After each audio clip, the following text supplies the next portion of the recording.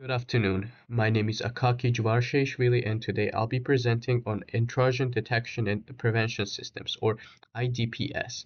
As cyber threats grow more sophisticated and costly, organizations need systems that don't just detect attacks, but also stop them in real time. That's exactly what we're here for.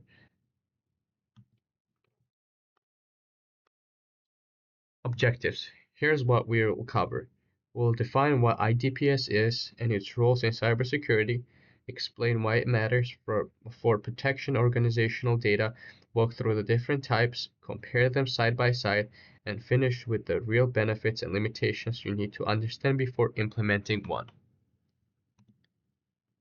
Well, what is IDPS? An intrusion detection and prevention system monitors both network traffic and individual systems activity to detect and identify and respond to malicious threats.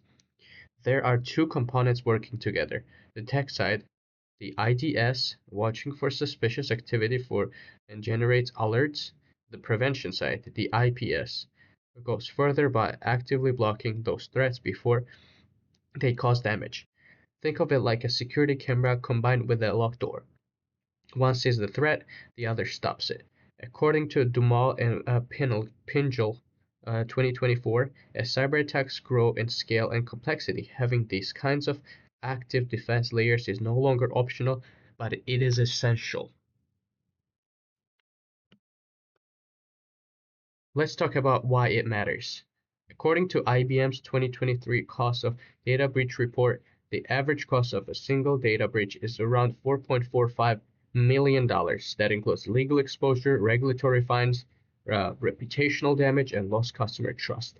What makes this worse is that threats go undetected for over 200 days on average. That means an attack could be inside your network for more than 6 months before anyone notices. On top of that, organizations in healthcare, finance, and government are required to comply with frameworks like HIPAA, PCI-DSS, and NIST. All of these demand active monitoring and threat detection. IDPS addresses all of these directly.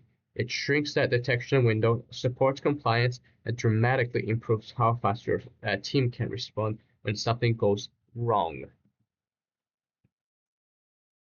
Types of IDPS. There are four main types of IDPS, each built for a different part of your environment. Network-based IDPS, or NIDPS, sits at the network level and monitors all traffic flowing in and out, giving you a broadest possible view of your infrastructure. Host-based IDPS, or HIDPS, is installed directly on individual devices and monitors system-level activity like file changes and login attempts. Wireless IDPS, or WIDPS, focuses specifically on Wi-Fi networks, detecting rogue access points and unauthorized wireless connections. And network behavior analysis, or NBA, monitors traffic patterns over time and flags anything abnormal, making it especially effective against DDoS attacks and insider threats. As Sharma and colleagues found in 2023, each type plays a distinct necessary role in a layered security strategy. Comparing IDPS types. Looking at them side by side, an NIDPS gives you broad network coverage but cannot inspect encrypted traffic, which is increasingly common today. HIDPS, on the other hand, gives you deep visibility into individual machines, but deploying it across hundreds of devices is resource intensive and hard to scale. WIDPS is purpose-built for wireless security, but its scopes end there. It won't help you with wired or external threats. And NBA is powerful for catching behavioral anomalies, but it generates more false positives than others, which means your team will need to invest time tuning it. The key takeaway is that no single type covers everything, which is exactly why a layered approach is always recommended as strategy.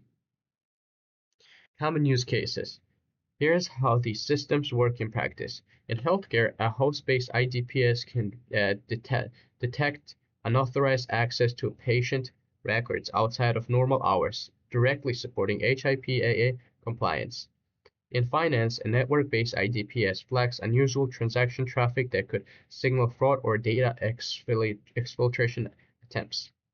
In enterprise environments, an IDPS can catch ransomware spreading laterally across the network before it reaches critical systems. And in corporate Wi-Fi environments, a wireless IDPS identifies rogue access points that attackers use to interact traffic.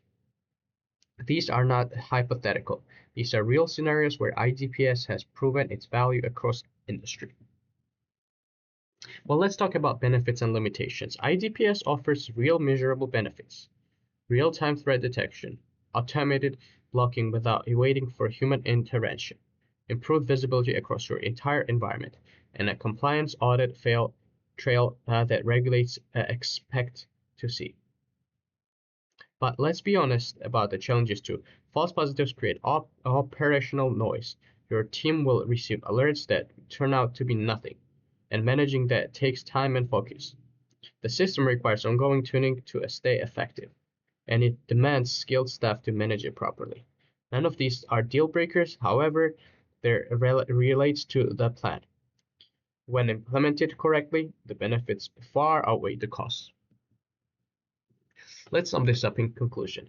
To bring it all together, IDPS is not just a technical upgrade, it's a strategic investment in this organization's security posture.